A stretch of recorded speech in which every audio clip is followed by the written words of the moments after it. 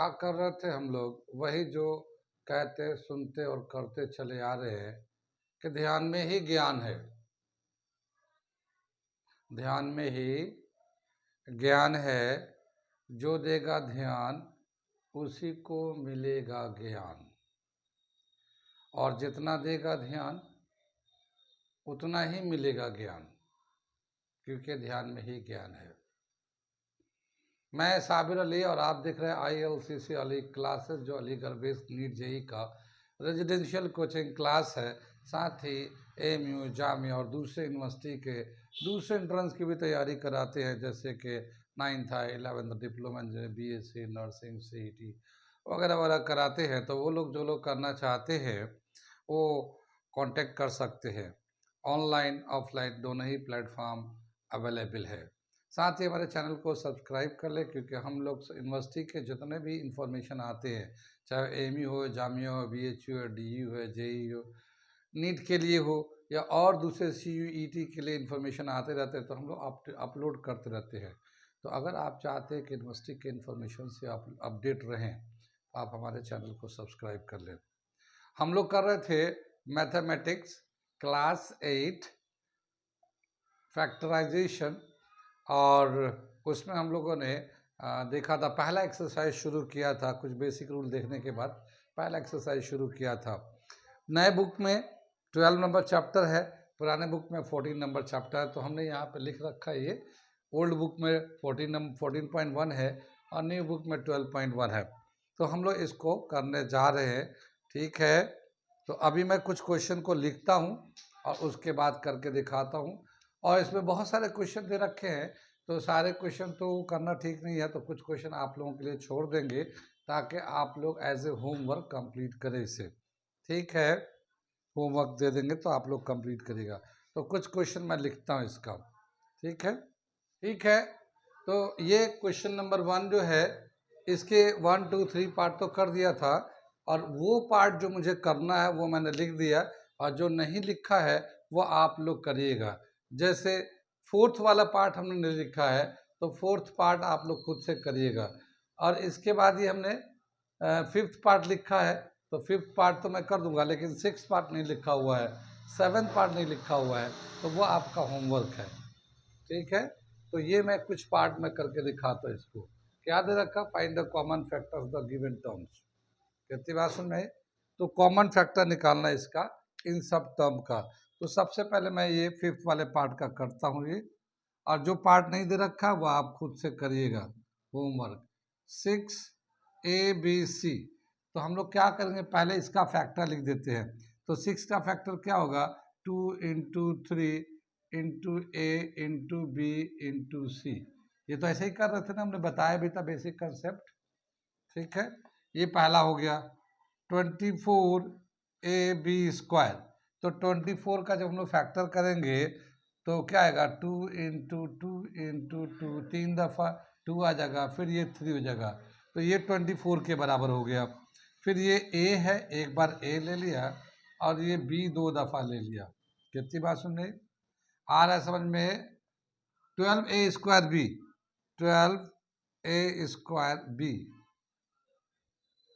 12A²B, तो 12 का फैक्टर करेंगे हम लोग इसमें, तो 12 का होगा 2 × 2 × 3, ये 12 के बराबर हो गया। A² है, तो A × A × B, ये हमारा आ जाएगा। तो ये सब नंबरों को हम लोगों ने फैक्टराइज कर दिया, प्राइम फैक्टर ले लिया। कितनी बात समझ में आई, आगे चले। ये सब नंबरों का हम लोगों ने फैक्टर कर दिया। अब हमें कॉमन फैक्टर निकालना है। कॉमन फैक्टर का मतलब क्या होता है, जो सब में मिलता है। तो हम लोग निकालते हैं कॉमन फैक्टर, दिख रहा है सबको, कॉमन फैक्टर। ये देखो 2 इसमें है, 2 इसमें है, 2 इसमें है, सब में 2 था तो हमने 2 लिख दिया, सब में कॉमन था। अब इसमें 3 है, इसमें भी 3 है, ये एक 3 इसमें, एक 3 इसमें, एक 3 इसमें, ये 3 भी लिख दिया। और इसमें A है, इसमें भी A है, इसमें भी A, ये तो A टिक लगा देते हैं ना, तो ये इसका मतलब सब में कॉमन था। अब देखते हैं B, इसमें भी B है, इसमें B है, और इसमें भी B है, और इसके बाद और कुछ कॉमन नहीं है। देखो C इसमें है, इसमें नहीं, इसमें नहीं है, बाकी और भी बहुत सारे ज़्यादा है मगर सब में नहीं है। जैसे मान लो यहाँ 2 है सेकंड वाला टर्म में, ये भी 2 है मगर इसमें नहीं, इसमें है, इसमें तो है नहीं। तो कॉमन फैक्टर का मतलब क्या है? जो सब में मिलता हो, सब में मिलता हो। अब यही इतना ही नंबर है जो सब में मिलता है। तो 2 3 जा 6, ये आ जाएगा 6ab। तो इसका जो आएगा कॉमन फैक्टर वो 6ab आएगा और ये आंसर हो जाएगा। कितना समझ में आया? ये आ गया समझ में? तो नोट करिए, फिर मैं आगे वाला करता हूँ। अब हम लोग इसके बाद वाला देखते हैं। हम लोग ये जैसे दे रखा, ये तो ये 6 नंबर हम लोग करने जा रहे हैं। तो 6 वाले में क्या दे रखा है? ये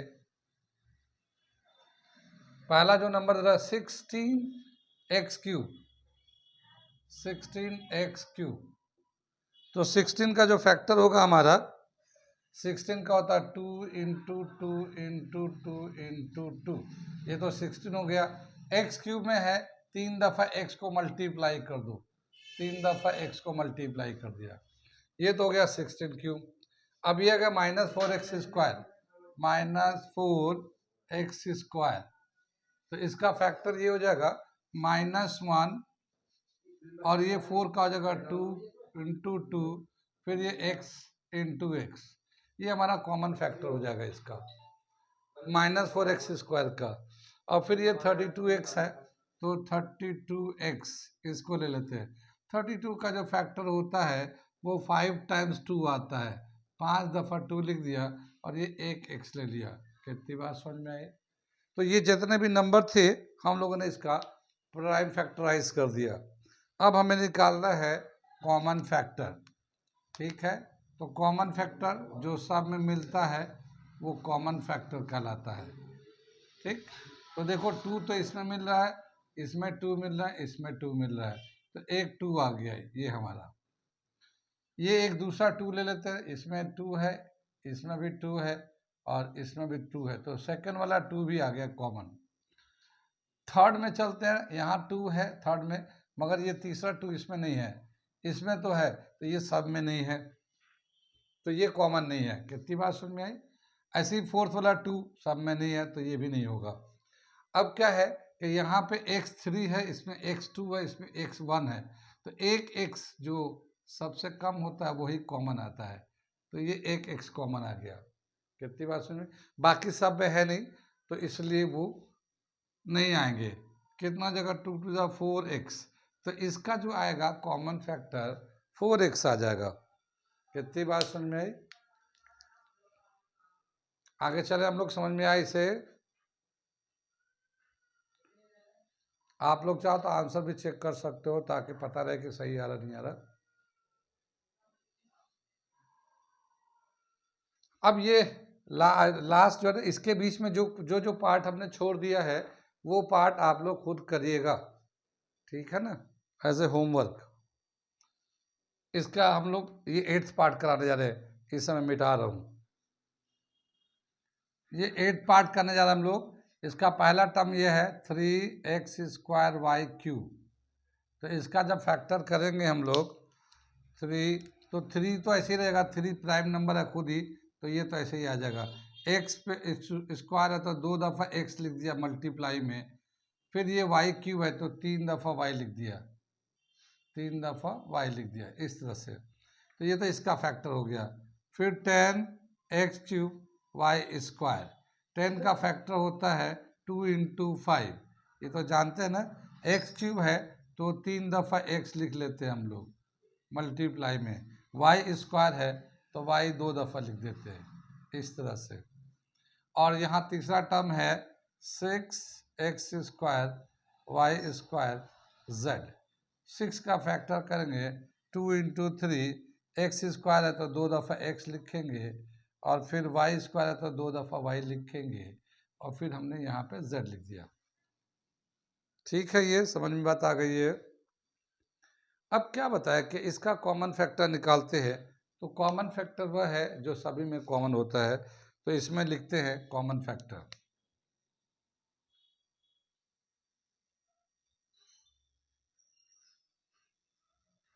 ये देखो पहले में 3 है, दूसरे में 3 है ही नहीं, तीसरे में 3 है, तो ये सब में कॉमन नहीं है, तो ये 3 कॉमन फैक्टर नहीं हुआ।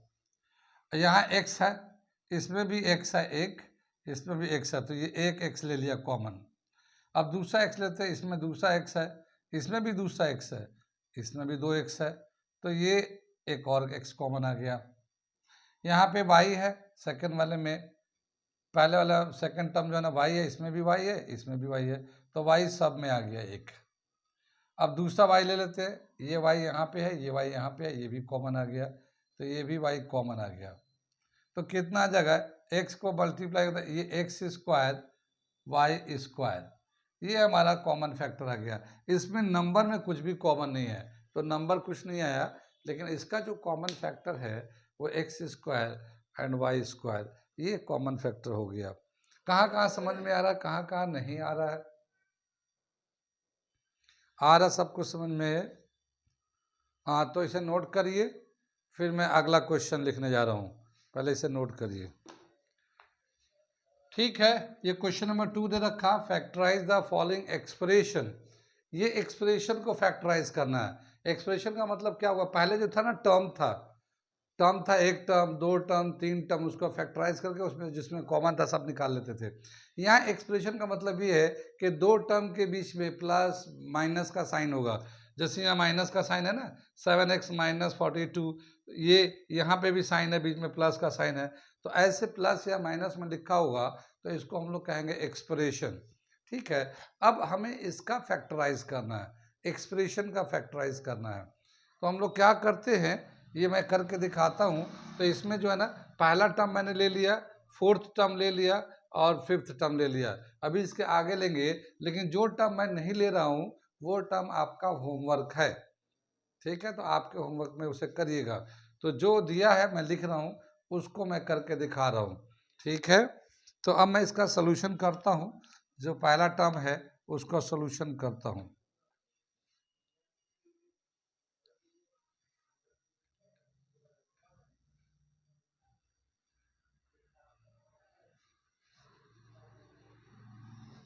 पहला टर्म क्या दे रखा है, 7x, पहला एक्सप्रेशन 7x माइनस 42, इसे हमें फैक्टराइज करना है।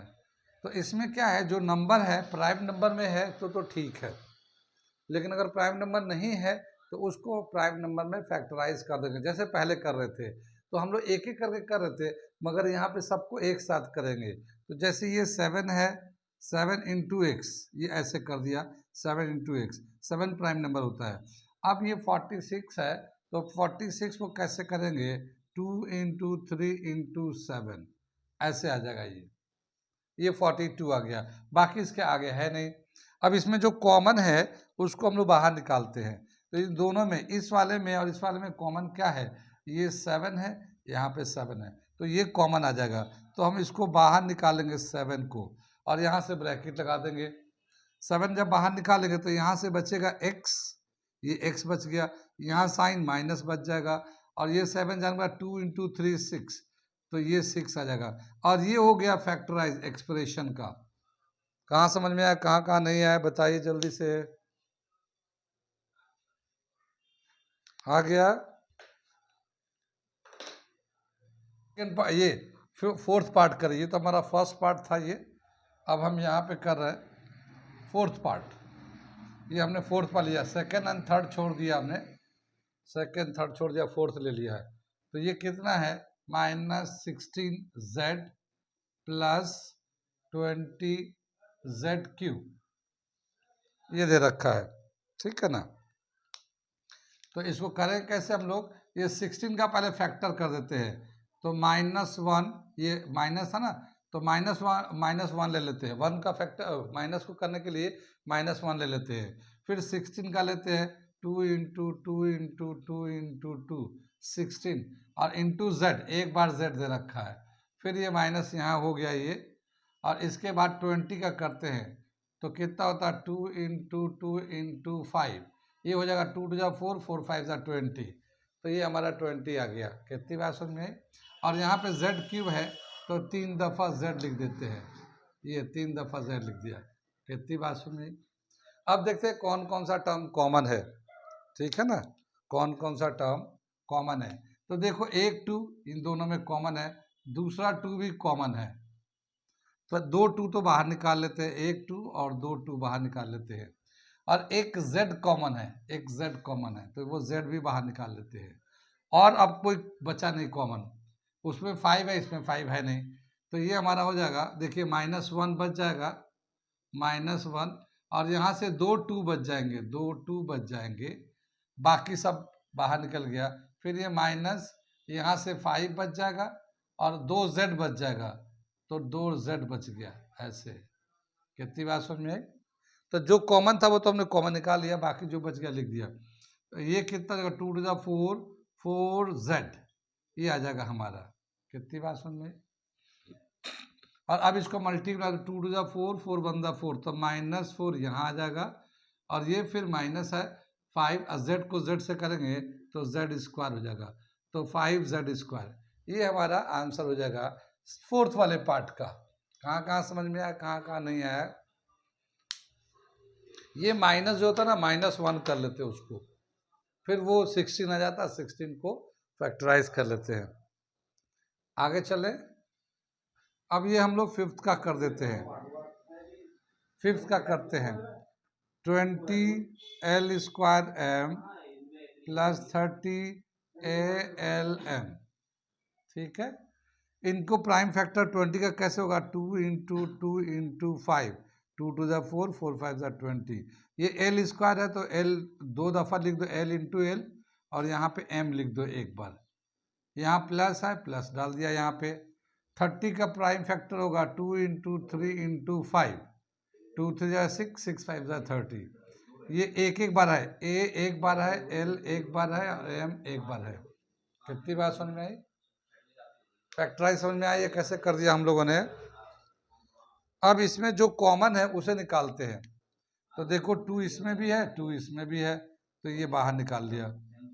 ये 2 है मगर यहाँ पे 2 नहीं है, यहाँ 5 है, यहाँ पे भी 5 है, तो इसको भी हम लोग बाहर निकाल लेते हैं।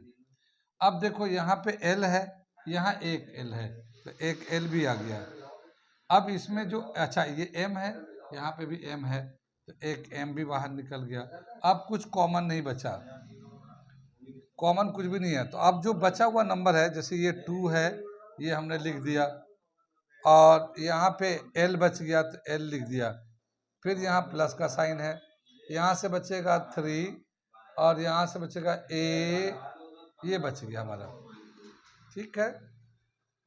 अब इसको सिंप्लीफाई करेंगे तो क्या आ जाएगा हमारा, 2 5 = 10 lm, तो ये आ जाएगा 10 lm, और ब्रैकेट के बचेगा अंदर 2l + 3a, ये हमारा फैक्टर आ गया आंसर। समझ में आया कुछ? ठीक है, ये क्वेश्चन नंबर 2 का हमने 3 पार्ट और ले लिया। कौन कौन सा पार्ट है ये, 7 8 और 10, ये 3 पार्ट ले लिया। बाकी जो पार्ट छूट गए या छोड़ दिया हमने, वो आपके होमवर्क है, आप उसे करिएगा। मैं इन 3 पार्ट को करके दिखाता हूँ। कितनी बात में?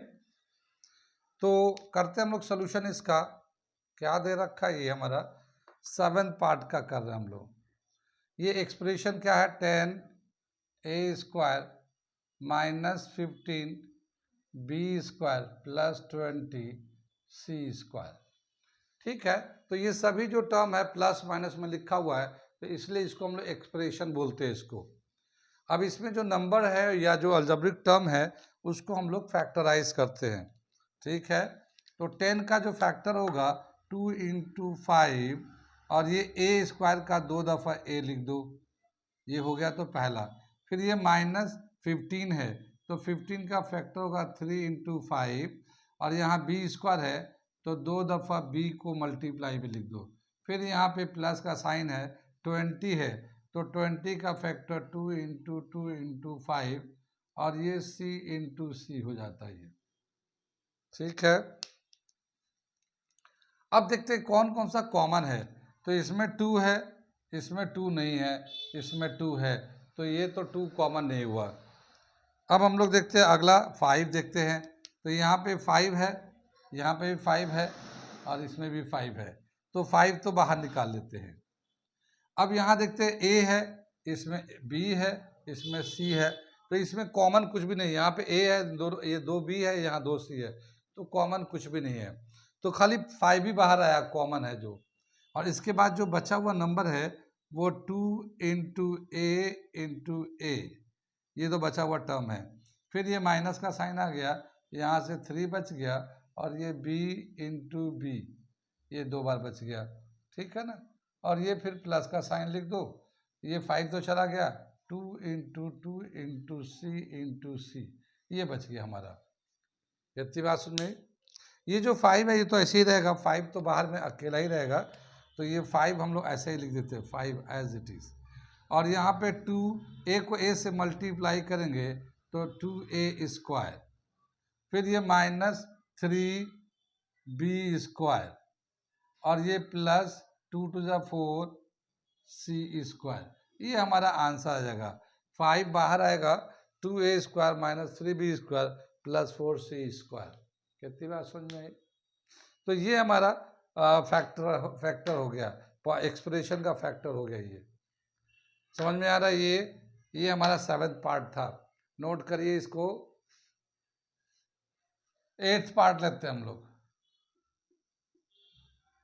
-4 a square plus 4 ab -4 ca,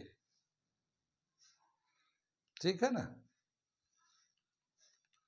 अब इसमें क्या करेंगे, इसका फैक्टर कर लेते हैं, तो -1 और 4 का करेंगे 2 इंटू ए स्क्वायर का करेंगे a इंटू ए, ये तो पहला -4 a स्क्वायर का हो गया। फिर ये हो गया 4, तो 4 का होगा 2 इंटू 2, और एक बार a है और एक बार b है, ये तो यहाँ तो हो गया।